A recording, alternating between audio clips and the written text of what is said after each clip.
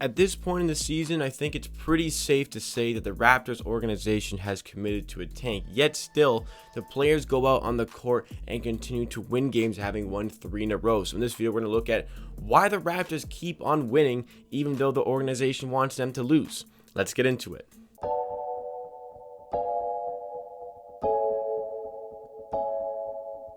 Welcome Raptors fans to Amateur Sports. This is the channel where you get NBA content with a focus on the Toronto Raptors. We do at least 4 videos a week concerning the Toronto Raptors. So if you like what you see from today's video, you want more of myself talking about the Raptors in videos just like this, make sure you hit that subscribe button down below to show support to the channel. Today's video, we're talking about the Raptors continuing to win games despite the organization committing to a tank. And the reason I say that it's pretty safe to assume the organization is committed to a tank is because, well, they continue to rest a lot of the players. Nick Nurse keeps on kind of dodging questions about injuries for these players to keep the players out. The NBA has fined us, though don't necessarily agree with the Raptors being one of the only teams with the Spurs to get fined for resting players when other teams like OKC are doing it. But that's not what this video is about. I was going to make that video yesterday, but didn't end up happening. But we're talking about winning games. This is good stuff for Raptors fans, right? Winning games. I got called out for saying that some Raptors fans don't want to win games, but it is absolutely true. I stream every single game, and every single stream, there are people in there who are saying, why the hell are the Raptors winning games? Because we've won 3 games in a row, as I mentioned. First, we beat the San Antonio Spurs, who we had absolutely no business of competing with in that game. The San Antonio Spurs are, they're also fighting for a decent playoff position, and they were also one of the teams to get fined, but they're in the mix for a playoff position. They absolutely want to be winning games. The Raptors end up taking them down by 5 points. The other 2 wins against teams who have definitely committed to a tank in the Oklahoma City Thunder and the Orlando Magic makes it a 3-game winning streak for the Raptors where a lot of the starters aren't playing. And it all started with the 4 games in 5 days where Siakam was rested for the first of those 4 games, and OG Anunoby was rested for the second. And my thought process about the situation was these guys were out for health and safety protocols. Pascal Siakam in particular really felt the COVID-19 because he lost 10 to 15 pounds when he had the virus, and he comes back. He's been playing a lot of basketball, and I thought 4 games in 5 days is absurd. Maybe this guy actually needs a day off. And then OG Anunoby, another guy out for those health and safety protocols, playing a lot of basketball recently. I thought that the Raptors organization went, okay, these guys have been playing a ton. They've been getting a lot of minutes because of all the injuries going on. 4 games in 5 days. Maybe it'd be best to give them a little bit of a day off here, give them some rest. And that's what I preached on the channel. That's what I preached on the Twitch channel as well. But then the resting and the injury reports continued to happen for this Raptors team, keeping some of the starters out. Lowry has been resting a ton. Siakam has been resting a lot. Van Vliet as well. OG Anunoby has been resting in some games.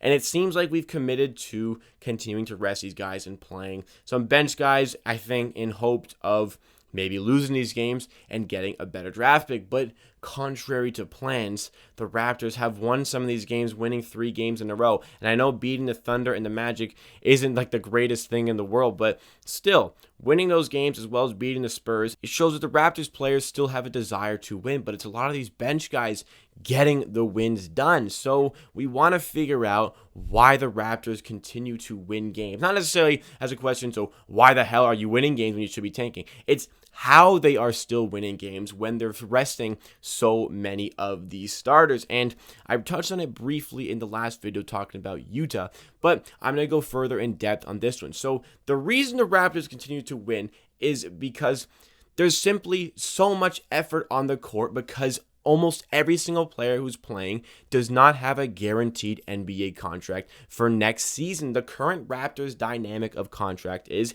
there are 5 guys guaranteed to be getting paid as NBA players next season. Siakam is on his max contract still. Fred VanVleet signed that 4-year deal at the start of the season. OG Anunoby has his extension kicking next season. Chris Boucher is the 2nd year of his very team-friendly contract kicking in next season, where he's going to be making about $7 million. And Malachi Flynn still on his rookie deal, entering the 2nd year of that next season. Those are the only 5 players on this Raptors team who do not need to earn themselves another NBA contract next season. Everybody else in the roster is playing for job security, a position in the NBA, and their livelihood getting paid to play basketball next season. And again, I touched on this in a YouTube video where I said he is a guy who's fighting for his NBA life, and that is why he's got to play so well. And he's been great over the last 2 weeks. And what do you know, a day after that video comes out, Utah gets, instead of the two-way contract that he was on last week, he gets a standard NBA contract for the rest of the season, which bodes well for getting re-signed next season. That's because of the work ethic he has been putting in these games where all of the starters have, a lot of the starters have been getting rested. So the rested starters who have their money guaranteed are not there. Everybody on the floor at times, it needs to earn themselves a contract for next season. The game against the Orlando Magic, only 2 out of the 10 players who featured in the game had guaranteed money coming in for the next season. Other than those 5, there's a couple non-guaranteed contracts. Rodney Hood has $10 million non-guaranteed. The Raptors definitely aren't going to pay in that. They can waive him at the end of the season and don't need to pay him the $10 million next season. Bembry and Watson are making around $2 million each, and it's non-guaranteed next season. So the Raptors can waive them and wipe their hands clean. That's why Paul Watson has got to really come alive at the end of the season. Was great against the Orlando Magic. Put up 30 points against the Orlando Magic. What a game. Looking at this guy like, wow, what a performance. Maybe he's actually playing for that contract. But then the game after against the Thunder, 0 for 10 from the field and 0 points. It was a complete 180. But these guys, that's why they're given all this effort on the floor. Some guys are going to be complete free agents at the end of the season. Like Utah was destined to become a free agent if it wasn't for the Raptors to give them that contract, and still doesn't have the guarantee next season, but I think the Raptors are working towards that. Other guys who do not have contracts are the likes of Stanley Johnson. Aaron Baines has a team option with the Raptors worth $7 million. He hasn't been playing, but a team option is there. I do not think that the Toronto Raptors are going to exercise that team option, but so many of these guys fighting for contracts. Ken Burch is another one, a free agent next season. And the biggest one, another big one I want to talk about is Freddie Gillespie. This is another reason why the Raptors continue winning, because guys like him are here. Not saying he influences winning to a considerable degree, but I'm saying these are guys like him who are going to be out there grinding on the court every single game because he got that 10-day contract, and because of his great performances over that 10-day contract, grinding, he earned himself a second 10-day contract. And if he continues to play like he is right now, and he continues to work hard and grind, he's going to get that standard NBA contract until the end of the season. And then that can kind of snowball into a contract for next season as well. But all of these guys are playing for themselves. It isn't necessarily about the team at the moment. I know there's that team dynamic, but these guys are playing for themselves. Do you think that somebody like Freddie Gillespie, who's going to be a free agent? I mean, he doesn't even have a contract beyond this week. Do you think he cares about where the Raptors are going to be drafting? Do you think he cares if the Raptors are going to have a top 5 pick in the NBA draft? Not at all, because he is focused on himself. He is focused on his livelihood, a career in basketball, and getting that contract for next season. This is why these guys are all grinding on the court. This is why the games are still entertaining to watch. I'm at the point where if we win, I'm cheering for the Raptors. That's great. If we lose, I understand the bigger picture. I still want the Raptors to win every game, and I understand that maybe the organization and coaching staff have kind of committed to tanking. I understand all that, but it's still entertaining to watch. I just don't want a team who's tanking and then just playing very poorly, not showing any desire on the court. I like the fact that this team has gone out grinding. This team is going out there and fighting, because with all that, that will help the development. That will help the mental, to be trying to win on the court. That's going to help the development. There's no sense of tanking if we're not going to develop the current players that we have on the team. But these guys are all very much working towards bettering themselves and getting themselves that contract for next season.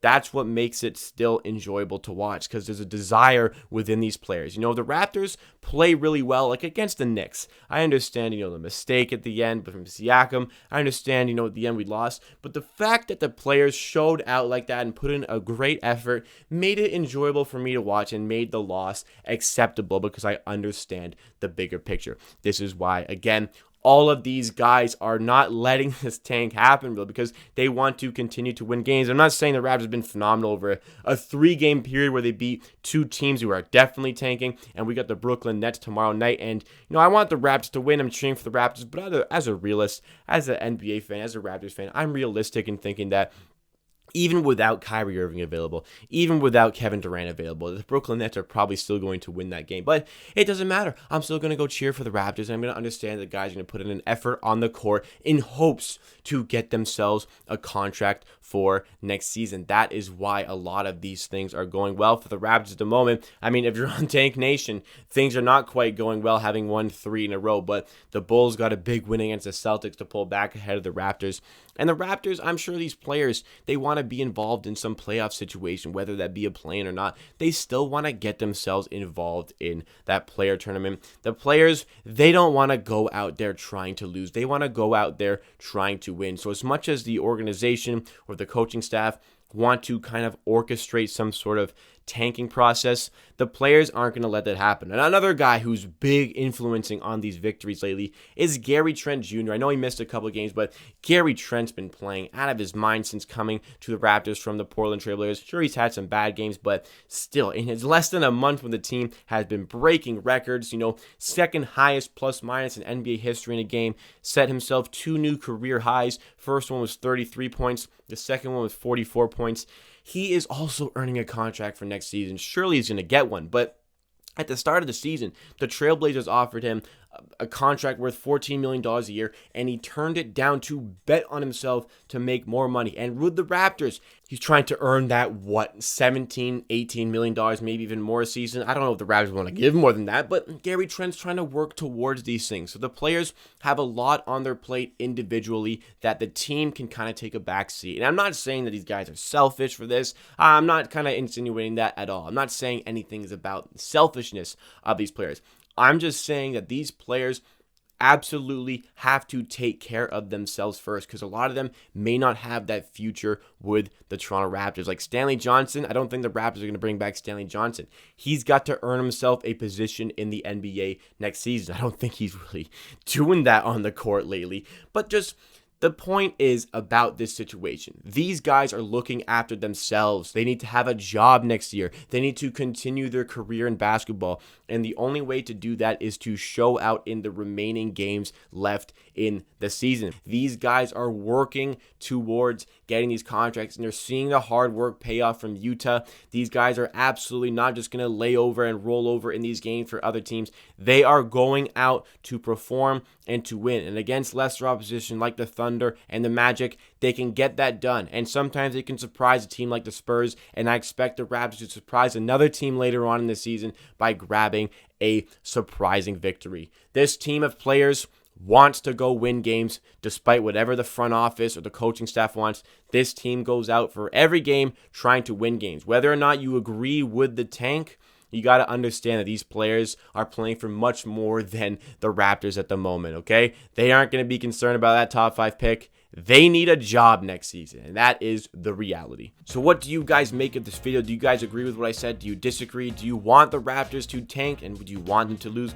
Or are you cheering for them? Do you want them to go win every game? I want to hear all of your thoughts and opinions in the comments down below. But that wraps it up for me for today. Thank you so much for watching. If you're still here, please like the video if you like, to help us reach some new viewers. It seriously helps with engagement. And subscribe to Amateur Sports for more content just like this. Also, follow us on Twitch, twitch.tv/amateursports. The link is down below. We watch along every single Raptors game. Plus, we're doing other streams like a 2K stream, how to rebuild the Raptors on 2K, live tonight at 7:30 p.m. Eastern Time. Make sure you are there. At the end of the day, believe what I say. If you disagree, that is okay. We'll see you again next time for another video.